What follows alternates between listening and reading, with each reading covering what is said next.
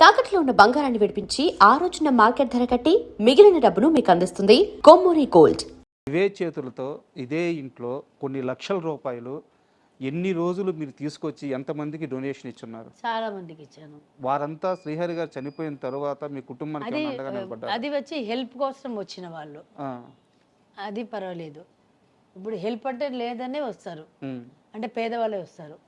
ఇప్పుడు ఇప్పుడు బాబా చాలా మందిని చదివిపించారు. ఉమ్, ఇప్పుడు వాళ్ళు చదువుకుని ఒక పోస్టుకు వెళ్తే కూడా వాళ్ళకి ఎంత వస్తుంది? 50,000 1,00,000 వస్తుంది.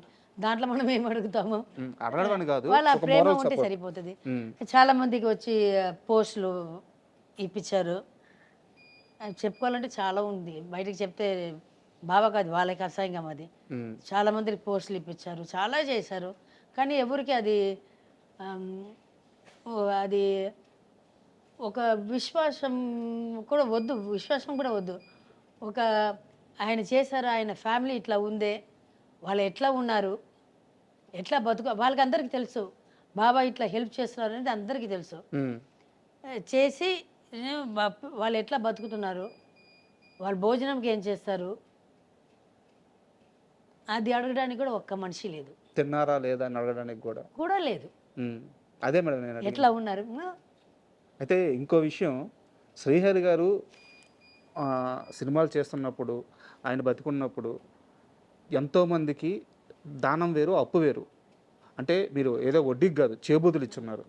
ఆయన చనిపోయిన తరువాత పక్క రోజే నేను శ్రీహరికి డబ్బులు ఇచ్చేసాను, శ్రీహరి నా దగ్గర డబ్బులు తీసేసుకున్నాడు అని అబద్ధం చెప్పి, లేదా ఇప్పటికీ మొహం చాటేసి ఎన్ని రూపాయలు మీకు బయట ఆగిపోయినాయి? చాలా అండి. దానం చేసింది వేరే, అవును, అప్పుకి correct. ఇచ్చింది వేరే. అప్పు కాదు, హరి ఇట్లా చేబూతులు. కొంత అప్పు అవసరానికి ఉంది హరి ఉమ్, అని చెప్తే ఇచ్చేవాడు. ఇట్లా ఇచ్చేసా హరి అని చెప్పిన వాళ్ళు ఉన్నారు. తర్వాత వచ్చి బావ వచ్చి ఆ డబ్బు వచ్చి ఏం చేస్తాం, తర్వాత తీసుకొచ్చలే, వాళ్ళు కూడా పరిస్థితి ఇట్లా ఉంది అని. అట్లా చాలా ఉంది, చాలా మంది ఉన్నారు. ఎవరు తీసుకున్నారో వాళ్ళ మనసాక్షికి తెలుసు. ఉమ్. ఆ రోజుల్లోనే ఆ అమౌంట్ 1 కోటి దాటింది. నేను ఒక 2-3 దగ్గర పంపించాను. పంపిస్తే నా బ్రదర్స్ ఇప్పుడు లేదు, వాళ్ళు ఇద్దరు లేదు.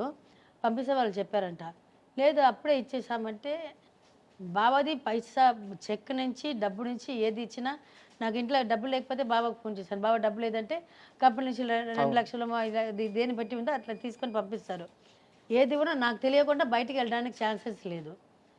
అది ఇచ్చానంటే సరే మోసం చేస్తున్నారు, మోసం చేయని దాంతో ఏంటి వాళ్ళు బాగుంటారా? ఇప్పుడు మేము బాగానే ఉన్నాము, అదే కార్లు ఉంది, అదే ఇంట్లో ఉన్నాము, అదే కరెంట్ బిల్ కడుతున్నాము, అదే పని వాళ్ళు ఉన్నారు. మధ్యలో కష్టపడినా మళ్ళీ ఒక పొజిషన్కి వచ్చాము కదా మేము. ఎవరి దగ్గర వెళ్ళి ఇప్పుడు దాకా చేయి చాపలేదు కదా. మా తిండి మేము తింటున్నాము. మేము ఇప్పుడు ఉల్టా మనుషులకు పెడుతున్నాము కదా, ఎవరి దగ్గర నుంచి మేము తినలేదు.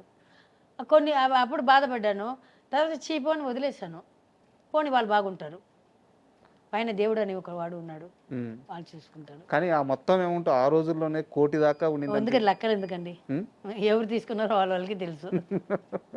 అండ్ ఇంకో చిన్న డౌట్ మేడం, యాక్చువల్గా మీ కుటుంబ పరిస్థితుల వల్ల మీరు డ్యాన్సర్ అయ్యారు. ఫస్ట్ ఒక సినిమా యాక్టింగ్ చేశారు, అక్కడి నుంచి తర్వాత డ్యాన్సర్ అయ్యారు. అంటే చిన్నప్పటి నుంచి డ్యాన్స్ నేర్చుకుంది కాదు, డ్యాన్స్ మీకు పుట్టుకతోనే అబ్బింది కాదు, అవసరం కోసం డ్యాన్స్ దగ్గరికి వెళ్ళారు మీరు.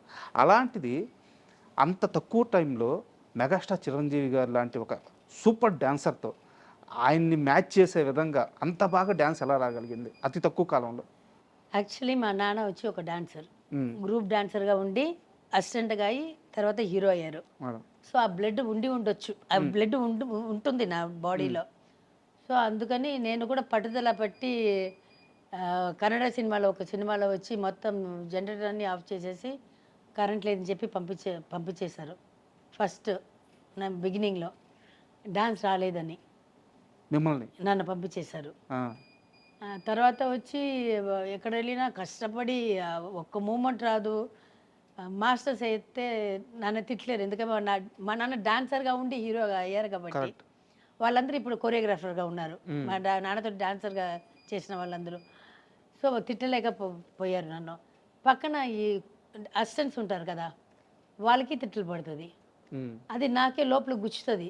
అది వాళ్ళని తిట్టడం కాదు, శాంతి నిన్న తిడుతున్నారు అనేది నాకు తెలుసు. మిమ్మల్ని తిట్టలేక వాళ్ళని తిట్టారు. వాళ్ళని తిడుతున్నారు అనేది నాకు తెలుసు. ఉమ్, సో అప్పటికే నేను పట్టుబడి డాన్స్ క్లాస్కి వెళ్ళడం మొదలుపెట్టాను. కళా master class, first Raghu master క్లాస్కి వెళ్ళాను. ఉమ్, రఘు మాస్టర్ క్లాస్ వచ్చి రఘు మాస్టర్ చాలా బిజీ అయిపోయారు. తర్వాత వాళ్ళు కళ అని కళా మాస్టర్ ఇప్పుడు ఉన్నారు కదా, మేడం. కళ ఇది చేసుకుంది, కళ దగ్గర నేర్చుకున్నాను. తర్వాత వచ్చి జయంతి అక్క అని వాళ్ళ సిస్టర్ పెద్దక్క, కళ బిజీ అయిపోయింది. ఉమ్, నేను పెళ్ళి అయిన రోజు కూడా డాన్స్ క్లాస్ అటెండ్ చేసి ఫ్లైట్ ఎక్కాను. మేడం. సో అది అది ఉండొచ్చు పక్కన చేసిన వాళ్ళు. నాకు వీళ్ళు వాళ్ళు అనేది లేదండి. నాకు ఎవరైనా డాన్స్ చేస్తే అదే డబ్బు ఇస్తారు నాకు. ఉమ్, ఇప్పుడు మీకు ఇంటర్వ్యూ ఇచ్చినా ఒకటే, నాకు ఇంకొక వాళ్ళకి ఇంటర్వ్యూ ఇచ్చినా ఇదే ఆన్సర్ నేను చెప్తాను. ఉమ్, మీకు ఏది జవాబు చేస్తున్నానో నా ఇక్కడి నుంచి ఏది నిజం ఉందో అదే చెప్తాను.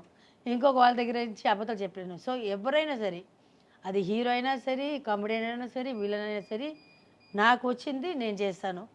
అది ఆయన పెద్ద స్టార్గా ఉంది కాబట్టి, ఎక్కువ జనాలు చూస్తారు కాబట్టి, ఉమ్, ఆయనకి పిచ్చి ఫ్యాన్స్ ఉన్నారు కాబట్టి ఎక్కువ రీచ్ అయింది అది. ఉమ్. అయితే ఆ టైంలో చిరంజీవికి డ్యాన్స్లో కాంపిటీషన్ ఇవ్వగల అతి కొద్ది మంది హీరోయిన్స్లో డాన్సర్స్లో శాంతి మాత్రమే ముందు వరుసలో ఉండేదని చెప్పి ఒక టాక్ అనమాట. నన్ను అడిగినట్టు చిరంజీవి గారిని అడుగుతారా మీరు? అడగగలుగుతారా? మీరు చెప్పండి. నేను చెప్పను, ఆయన లేడు. నాకు చాలా మంది అడిగారు, చాలా మంది నేను చెప్పేశాను. నీకు ఎప్పుడైనా చిరంజీవి గారిని ఇంటర్వ్యూ చేస్తే ఆయన అడగండి. ఉమ్, అమ్మాయి మీ పక్కన బాగా చేసిన దాంట్లోని ఒక మాట అడగండి. ఆ, ఆయన నోటితోటి ఓకే నాకు కొంచెం ఈక్వల్గా చేసిందని అని ఆయన చెప్తే నేను ఒప్పుకుంటాను. అమ్మో అసలు ఆ రౌడీ అల్లుల్లో పాట మేడం, ఆ స్టెప్స్ ఉంటాయి కదా. అదే చెప్తున్నాను, ఆయన నోటితో చెప్తే నేను ఒప్పుకుంటా. సూపర్. నేను చాలా మీ క్లోజ్ పీపుల్ నుంచి తెలుసుకున్న విషయం ఏంటంటే, మీరు ఎన్ని సినిమాలకు పనిచేశారో అందులో సగం సినిమాలకు కూడా పూర్తిగా రెమ్యునరేషన్ తీసుకోలేదు, రెమ్యునరేషన్ రాలేదు. సగం కాదు, 75% రాలేదు. నాకు మెడ్రాస్లో ఒక ఇల్లు ఉంది, ఒక 2 ఫ్లాట్ ఉంది, ఉమ్, చిన్న చిన్న పొలం, చిన్నది బాగా చిన్నది ఉంది. తప్పితే నా దగ్గర ఏం లేదు. సంపాదించుకుంది ఏం లేదు. సంపాదించింది వచ్చి పెళ్ళిళ్ళు చేసి పెట్టాను ఉమ్, ఇంట్లో. దానికి ఏదైనా మనమే కదా చేయాలి, దానికి పోయింది. నేను వచ్చినప్పుడు కొంచెం బంగారం తీసుకొచ్చాను. అండ్ మా మణిరత్నం గారిది సఖి అని ఒక మూవీ ఉంటుంది, మాధవన్ గారా? మాధవన్ గారి. వాళ్ళు పెళ్లి చేసుకున్న తర్వాత ఇంట్లో చెప్పకుండా శాలిని శాలిని మా కథనా? అది మీ కథ ఎలాగ ఉంది? ఓ మాది తెలిసిన తర్వాత వాళ్ళు తీసారు. మణిరత్నం మీ కథే సినిమాగా తీసారేమో, మీది శ్రీహరి గారిది. లేదు యాక్చువల్లీ నేను బాగా ప్రేమలో పడినప్పుడు నేను కొంచెం అందరికి తెలిసిన ఫేస్. నేను బాగా వచ్చి అప్పుడే చిన్న చిన్న వేషాలు వేస్తున్నారు. నేను వచ్చి బావాని వచ్చి ఆయన గుణం ఉంటుంది కదా, అది చూసి పెళ్ళికి ఒప్పుకున్నాను. ఇంకా అందంగా కూడా ఉంటారు, దాంట్లో డౌట్ అసలు ఏం లేదు. చాలా అందంగా ఉంటారు. ఉన్న హీరోస్లో అందరికంటే అందం అంటే మా ఆయన అందంగా ఉంటారు. సో అప్పుడు వచ్చి ఎవరో చెప్పారు, ఆయన ఫ్రెండ్స్ దగ్గర ఉన్న వాళ్ళు, కొంచెం సినిమా వాళ్ళందరూ, అది ఎక్కడ అయ్యా నేను పెళ్లి చేసుకుంటుంది, ఊరుగా నేను తిప్పుతుంది, అమ్మాయి పొజిషన్ ఏముంది, నువ్వు ఎక్కడ ఉన్నావు, నిన్న పెళ్లి చేసుకోదు అని చెప్పారంట. బట్ ఆల్రెడీ ఆయన ఫస్ట్ ఎప్పుడు నన్ను అప్రోచ్ చేశారో పెళ్లి చేసుకున్నానని అడిగారు. అడిగితే మెడ్రాస్ ఊరికే చెప్పాను, ఇట్లా చాలామంది అడుగుతుంటారు, మెడ్రాస్కి రండి మా అమ్మ దగ్గర అడగని చెప్పాను. వచ్చేసాడు, ఇంటికి వచ్చేసాడు. స్ట్రైట్ ఇంటికి వచ్చేసి మా అమ్మని అడిగాను. నేను మా అమ్మకి ఆల్రెడీ చెప్పాను, ఒక పిచ్చాడు కూడా వచ్చి అడిగాడు, కానీ చూడడానికి అందంగా ఉన్నాడమ్మా అని చెప్పాను. ఇప్పుడే ఎట్లా చిన్న ఇది ఎలా చేస్తున్నారమ్మా అని చెప్పాను. ఆయన స్ట్రైట్గా ఇంటికి వచ్చేసారు. మా ఇల్లు లోపల దాక్కొని లేదని చెప్పడానికి కూడా లేదు, మాది చాలా బాగా చిన్న ఇల్లు. ఆ రూమ్ నుంచి బయటకు వస్తే రోడ్డు కనిపిస్తుంది. వచ్చేసారు, వస్తే రమ్మని చెప్పాము, కూర్చున్నారు. వచ్చి స్ట్రైట్ మా అమ్మతో వెళ్ళి మాట్లాడారు. నేను షూటింగ్ వెళ్ళిపోతాను కదా, ఈయన అప్పుడప్పుడు మెడ్రాస్లో ఉండిపోయారంట. నేను షూటింగ్ వెళ్ళిపోతాను కదా, యాక్చువల్లీ ప్రేమించిన వాళ్ళు అమ్మాయిల దగ్గర వెళ్తారు కదా, ఈయన మా అమ్మతో దగ్గర వెళ్ళిపోయేవాడు. అక్కడికి వెళ్ళి మా అమ్మ దగ్గర కూర్చొని ఆయన దగ్గర వచ్చి ఇట్లా మంచి మార్కులు కొట్టేశారు. అక్కడ 100%, 10% కొట్టేశాడు. మా అమ్మ నన్ను గోకడం మొదలుపెట్టింది, పెళ్లి చేసుకో ఇంకా ఎప్పుడు దాకా ఇచ్చేస్తావు, పెళ్లి చేసుకో. అప్పుడు నాకు ఇంకా 2-3 పెళ్లి కావాల్సింది ఉంది, డబ్బులు కూడా అంత లేదు నా దగ్గర. మన అమౌంట్ చెప్పాను కదా, ఫుల్ అమౌంట్ ఎప్పుడు రాలేదు. సో నేను చెప్పాను, బావకి చెప్పాను, ఒక చిన్నవాళ్ళు ఇద్దరు అప్పుడు బాగా చిన్న పిల్లలు, మా లాస్ట్ తమ్ముడు చెల్లి, వాళ్ళకి పెళ్ళికి నేను ఏదైనా పెట్టాలి, అమ్మాయికి నగలు పెట్టాలి, అబ్బాయికి కూడా పెళ్ళికి కూడా ఏదైనా ఒకటి, వాడికైనా ఏదైనా ఒకటి చేయాలి, ఫ్యూచర్కి ఏదైనా చేయాలని చెప్పేసి చెప్తే సరే అని ఒప్పుకున్నారు. మళ్ళీ మా అన్న కొడుకు గుండు చేయడానికి వెళ్ళాము. వాడు కూడా ఇప్పుడు రాకేష్ అని, వాడు ఇప్పుడు యూఎస్లో ఉన్నాడు. వాడు వాడికి ఫస్ట్ ఇయర్కి 11th మంత్కి తలగీకి అదే గుండు చేసుకుంటాడు కదా, దానికి వెళ్ళాము. ఈయన బాబా ఉన్నారు, ఆయన ఆల్మోస్ట్ 1 monthలో నేను ఎక్కడ ఉంటే అక్కడే ఉంటారు. నేను ఎక్కడికి వెళ్తే ఇక్కడ, వేరే ఎక్కడ వెళ్ళినా కూడా దూరం నుంచి ఇట్లా చూస్తుంటాడు. ఇదే అయిపోయింది నా కథలు మొత్తము. ఇంకా ఒప్పుకున్న తర్వాత ఇంకా ఏముంది, ఎక్కడ పడితే అక్కడ వచ్చేస్తారు. తర్వాత వచ్చి మా అమ్మకి వచ్చేసారు. వచ్చి ఇట్లా గుడికి వెళ్తున్నామంటే ఆయన కూడా వచ్చేసారు, బావ కూడా ఉన్నారు. అప్పటికి మా అమ్మ, మా అక్క, పౌలిన్ అలెగ్జాండర్, మా అక్క పెద్ద అక్క, వాళ్ళ ఆయన అలెగ్జాండర్ అల్లుప అని పిలుస్తాము. వీళ్ళు ముగ్గురు బాగా క్లోజ్ అయిపోయారు. ఓకే, బాగా అంటే బాగా క్లోజ్. నేను షూటింగ్ 2 గంటకి 3 గంటకి వస్తాను, వీళ్ళు సిట్టింగ్స్ అన్నీ వీళ్ళు నలుగురు. మా అమ్మ పడుకుంటే కూడా నేను వచ్చేదాకా వీళ్ళు ముగ్గురు కూర్చుని ఉంటారు టెర్రస్లో. ఈయన కూడా కరెక్ట్ టైంగా, ఆయన తెలుసుకొని వచ్చారో తెలియక వచ్చారో తెలియదు, కరెక్ట్గా వచ్చారు. గుడికి వెళ్తున్నాము, అందరూ ఒక 4-5 బండిలు వెళ్తున్నాము. ఈయన కూడా వచ్చారు. ఆ గర్భగుడి లోపల తీసుకెళ్తారు, పెద్దమ్మ తల్లి పెరిబాళెత్తమ్మ అని చెప్పి ఉంది లోపల. దాని లోపల వెళ్ళి పూజ చేపిస్తాం. అప్పుడు పేరు ఉంది కాబట్టి నాకు లోపల తీసుకెళ్తారు, గర్భస్థలంలో, గర్భస్థలం అంటారు కదా, గర్భగుడి లోపల. అక్కడ వెళ్ళి పూజ చేసిన, పూజ అంతా అయింది. ఈయన సడన్గా వచ్చి ఇప్పుడు పెళ్లి చేసుకోవాలని తాళి తీసుకొని చూపిస్తున్నారు. ఇంత పెద్ద తాళి పుట్టు 2 ఉంది.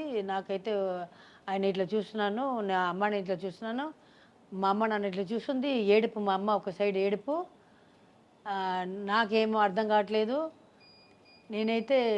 నేను చెప్తున్నాను బాబాకి, నేను అప్పుడు బాబాని పిలిచేదాన్ని, బాబా నేను నిన్నే కదా పెళ్లి చేసుకుంటాను, మా అమ్మకి వచ్చి నన్ను గ్రాండ్గా పెళ్లి చేయాలని ఇది ఉంది, ఒక 5-6 years ఆగుతామని చెప్పాము కదా, ఇప్పుడు ఉంది కదా అంటే, లేదు ఇప్పుడే పెళ్లి చేసుకోవాలి అని ఆయన ఏడవడం మొదలు పెట్టేశారు. బాబా ఏం అర్థం కాలేదు. మా అమ్మ ఏమో కోయని ఏడుస్తుంది. శ్రీహరి గారు కూడా ఏడ్చారా? ఏడుస్తున్నారు. నేను చేసుకోలేదు, ఇప్పుడు వద్దని చెప్పితే ఆయన ఏడుస్తున్నారు. సరే నాకు ఏం అర్థం కాదు. సరే వెళ్ళి ఒక కరుగమణి ఉంటుంది కదా, బ్లాక్ పూసలు, నల్ల పూస, కొయ్యలు అమ్ముతుంటారు గుడి బయట, వెళ్ళి తీసుకుని రమ్మని చెప్పాను. ఇక్కడ ట్రెడిషన్ వచ్చి బ్లాక్ పూసలే కదా, తెలుగు వాళ్ళు బ్లాక్ ఇదే వేస్తారు, నల్ల పూసలు వేస్తారు. అది వెళ్ళి తీసుకుని రమ్మని చెప్పాను. వచ్చి తాళి కట్టమని చెప్పాను. మా అమ్మ ఇంకా ఓకే కూడా చెప్పలేదు. తాళి కట్టమని చెప్పాను, తాళి కట్టారు. తాళి కట్టిన తర్వాత మళ్ళీ ఆ కరుగమణి అది నల్ల పూసలు కట్టమని చెప్పాను, కట్టారు. ఆ తాళి నేనే ఇప్పేసి తీసి ఉండిలో వేసేసాను. చెప్పాను ఓకేనా బాబా అని చెప్పాను. ఆయనకు ఫుల్ ఖుషి. మా అమ్మ ఏడ్చింది. ఆయన చెప్పాను, మా అమ్మ ఎట్లయినా ఆయనే పెళ్లి చేసుకోబోతున్నాను, అది అప్పుడు చేసుకుంటే ఏంటి, ఇప్పుడు చేసుకుంటే ఏంటి, బయటకు ఎవరికి తెలీదు, నేను అందరికీ అన్నీ చేసిన తర్వాతనే బయటికి చెప్తాము అని ఇది చేసిన తర్వాత అప్పుడు సమాధానం. అమ్మ ముందు, అమ్మవారి ముందు పెళ్ళయింది. మా ఇంట్లో అందరూ ఉన్నారు, నా సైడు మా అక్క, మా బావ, మా అల్లుప, మా అన్న, వదిన, మా తమ్ముళ్ళు, మా చెల్లెలు, తమ్ముళ్ళు అందరూ ఉన్నాము. మాకు చుట్టాలు ఒక 2-3 ఉన్నారు. ధనక అని ఒక అక్క ఉంది, ధనక, మేమందరూ ఉన్నాము. వాళ్ళ ముందు వాళ్ళందరూ ఉన్నారు. ఆ తాలిబొట్టు మీరు హుండీలో వేయడం ఏంటంటే మొక్క, అది శ్రీహరి గారితో పెళ్ళి లేదు. నేను ఎప్పుడు ఆర్టిస్ట్ అయినా అప్పుడే, అంటే అప్పుడు వచ్చి సినిమా వాళ్ళ లైఫే బాగుండదని ఒక టాక్ ఉండింది. అప్పుడు సినిమా వాళ్ళు ఎవరు పెళ్లి చేసుకుని ఎప్పుడు ఒక డైవర్స్ అయిపోతుంది, లేకపోతే విడిపోయి వచ్చేస్తారు, అది టాక్ ఉండింది. నేను మొక్కున్నాను, నాకు డబ్బు లేని వాయిన అయినా పర్వాలేదు, నాకు మంచి మొగుడు దొరకాలి, నన్ను చివరి దాకా పెట్టుకొని ఇదని నేను మొక్కుకున్నాను. సో నాకు మంచి మొగుడు దొరికాడు, అందుకని నా తాలిబొట్టు తీసివేసి కరుగమణి వేసుకున్నాను. మంచి మొగుడు ఏంది మేడం, బంగారం బంగారం. అయితే ఒక చిన్న డౌట్ మేడం ఈ విషయంలోనే, మీరు అప్పటికే పెద్ద స్టార్, అన్ని భాషల్లో మీరు సినిమాలు చేస్తున్నారు, శ్రీహరి గారు అప్కమింగ్. అయితే మీరు ఆ సమయంలో ఒక మాట అన్నారంట శ్రీహరి గారితో, బాగా నువ్వు సక్సెస్ కాకపోయినా పర్లేదు, రిక్షా తొక్కి నువ్వు ఎంత సంపాదిస్తావు నాకు అంతే పెట్టు, కానీ నన్ను ప్రేమగా చూసుకో జీవితాంతం అని చెప్పి అన్నారంట. అవును, నాకు కావాల్సింది ఒక ఆడదానికి ఏం కావాలండి? ఉమ్, కట్టుకోవడానికి ఒక చీర, కప్పుకోవడానికి ఒక బట్ట, ఉమ్, తిండి, కడుపు నిండే తిండి. అది ఒక్కొక్క వాళ్ళకి 3 పూట పెట్టగలుగుతాడు, లేకపోతే ఒక్క పూట అయినా పెట్టగలుగుతాడు. ఉమ్, మగవాడు అంటే పెడతాడు, అది చాలు కదా. ఇంకేం కావాలి? నా మొగుడికి నేను అందంగా కనిపించాలి. ఉమ్, పక్క ఇంటి వాడుకో, ఎదురింటి వాడుకో, లేకపోతే రోడ్లో వెళ్తున్న వస్తున్న వాళ్ళకే కాదు, నా మొగుడికి నేను చచ్చేదాకా నేను అందంగా ఉండాలి. అది ఒకటే నా మైండ్లో ఉండింది. సో నేను పెద్దగా హోటల్కి వెళ్ళి తినే మనిషియో, పబ్కి వెళ్ళే మనిషియో, లేకపోతే అటు ఇటు తిరిగే మనిషియో, ఫ్రెండ్స్, అది అసలు నాకేం లేదు. నేను నా షూటింగ్, నా ఇల్లు. ఉమ్, నాకని ఇండస్ట్రీలో ఫ్రెండ్స్ ఎవరు లేదు. ఎక్కడ పార్టీకి ఇప్పుడు దాకా ఏ పార్టీకి ఇప్పుడు దాకా వెళ్ళట్లేదు, ఇప్పుడు దాకా అటెండ్ చేయలేదు. నాకు కావాల్సింది అంతే కదా. నాకు ఒక కప్పుకోవడానికి ఒక బట్టలు, అది పట్టు ఉంటే ఏంటి, కాటన్ ఉంటే ఏంటి, 100 రూపాయలు కొనిస్తే కూడా వేసుకుంటాను. నాకు ఇప్పటికీ 100 రూపాయల డ్రెస్ 100 రూపాయలు చెప్పులు వేసుకొని తిరుగుతాను ఇంట్లో. మా కొడుకులు తిరుగుతుంటారు. ఐఎమ్ కాన్ఫిడెంట్, నేను దాంట్లో ఉన్నాను, నేను బతకగలుగుతాను దాంతో. బాబాకి చెప్పాను, లేకపోతే నీకు సినిమాకి రాకపోయినా నువ్వు ఏదైనా ఒక పని చేస్తావు కదా, దానికి తిండి పెడతావు కదా, అది చాలు నాకు. ఉమ్. ఆ నమ్మకం నాకు ఉంది, నువ్వు పెడతావని నమ్మకం ఉంది, నేనైనా చేసుకుంటాను నేను చెప్పాను. బా, గొప్ప ప్రేమ కదా మేడం. అవును, అది